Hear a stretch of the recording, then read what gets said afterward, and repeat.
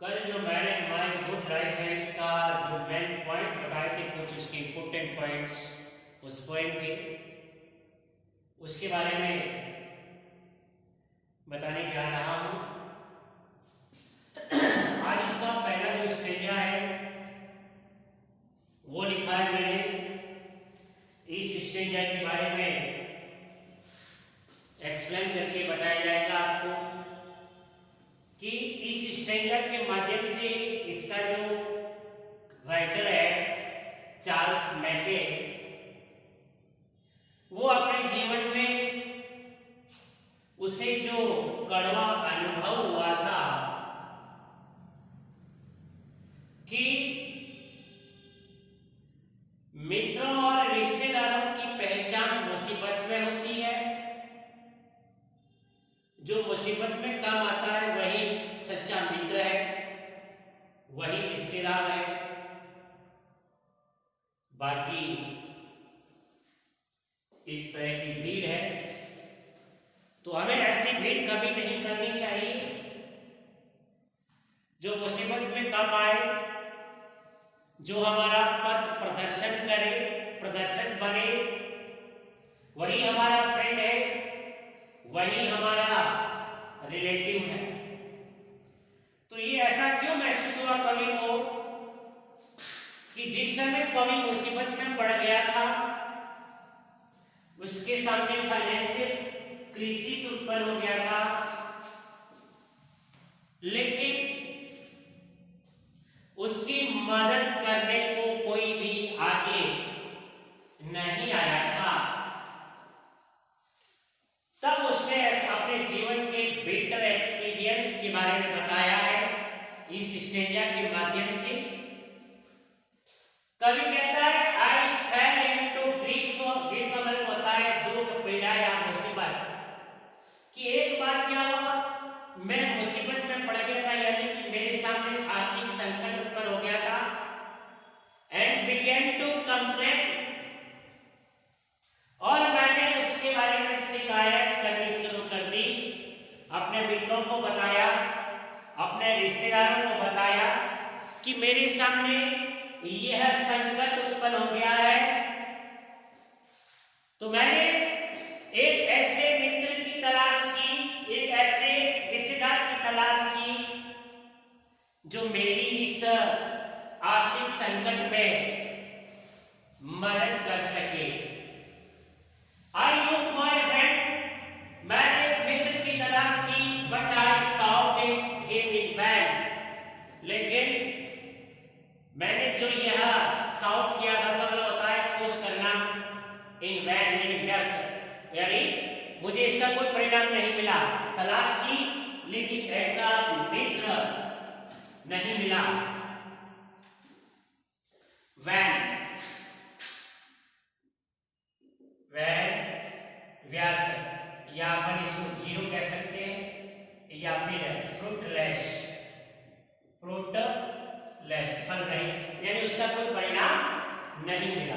Companions वर शाई and acquaintance were cold, मेरे मित्र और रिश्तेदार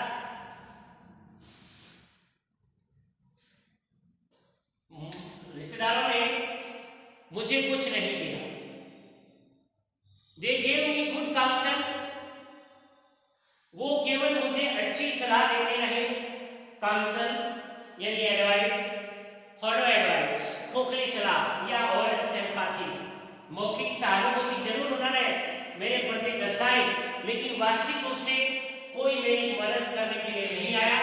but they did it for their गोल, वो अपने धन के लिए भयभीत रहते थे। उन्हें डर था कि यदि हमने इसको पैसे उधार दे दिए तो हमारा पैसा वापस आने वाला नहीं है, इसलिए वो इससे डरते थे।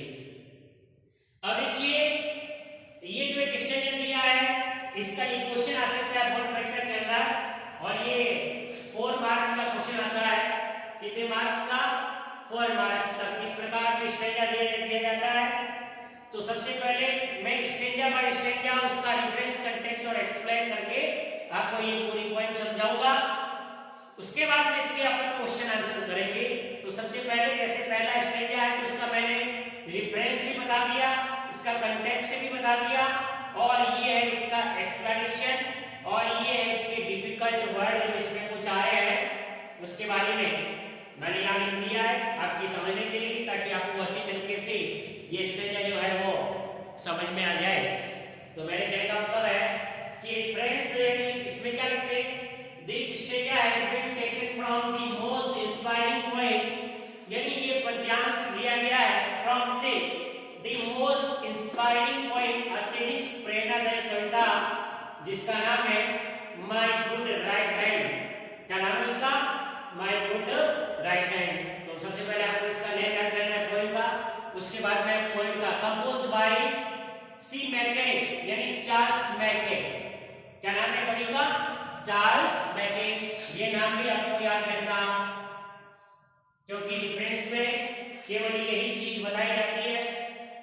अब कंटेक्स्ट के अंदर इसमें कवि ने ये बताया है अपने जीवन के कड़वे अनुभव को, कि जिस समय उसे किसी की आवश्यकता थी, परेशानी थी, उस समय कोई उसकी मदद करने के लिए आगे नहीं आया था।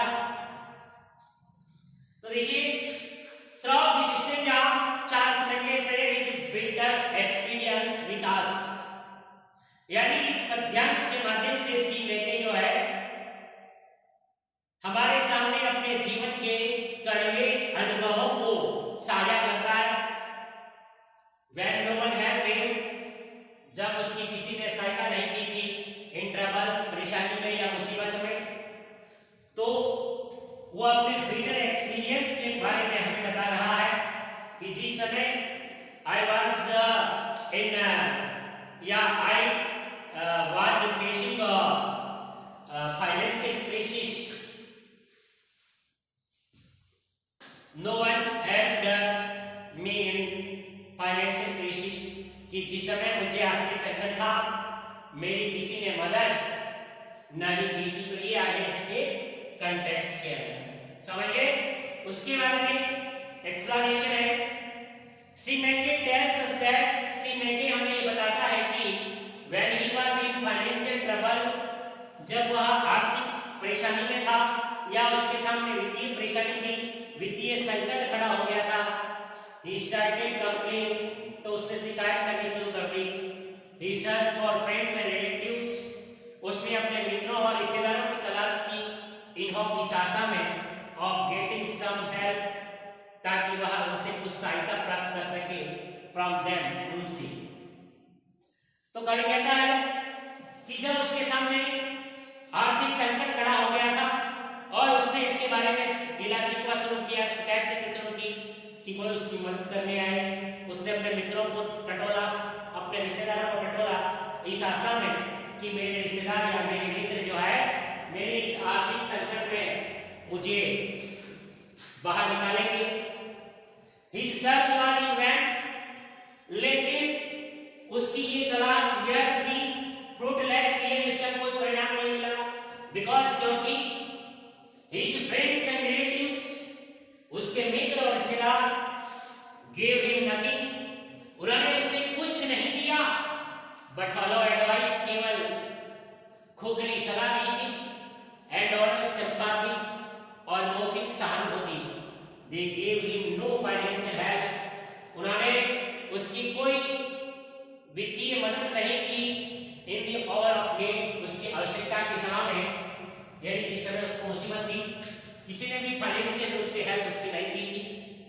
ये है इसका एक्सप्लेनेशन। तो इतना क्वेश्चन ये सारा देखते हो, इसका रेफरेंस, कंटेक्स्ट और एक्सप्लेनेशन, तो ये 4 नंबर का क्वेश्चन आता है, तो आप उसमें 4 नंबर प्राप्त कर सकते हो। इसलिए अच्छी तरीके से आप सबसे पहले इस स्टेंजा को पढ़ें, इस स्टेंजा में क्या पूछा है, तो रेफरेंस में तो आपको सिर्फ पोएम का नाम याद रखना पड़ेगा और पोएम का नाम याद रखना पड़ेगा, ये चीज बताइए, लेकिन कंटेक्स्ट में क्या लिखना है ये चीज आपको याद रखनी है, और एक्सप्लेनेशन में इस पूरे स्टेंजा को जो है वो एक्सप्लेन करना है, उसकी व्याख्या करनी है, ठीक है ना, तब जाकर के ये 4 नंबर का मार्क्स मिलता है हमें। इसलिए इसको आप अच्छी तरीके से पढ़ेंगे, इसको याद करेंगे, और सबसे पहले आप इसका स्क्रीनशॉट लेकर के अपनी नोटबुक के अंदर इसको नोट डाउन करें।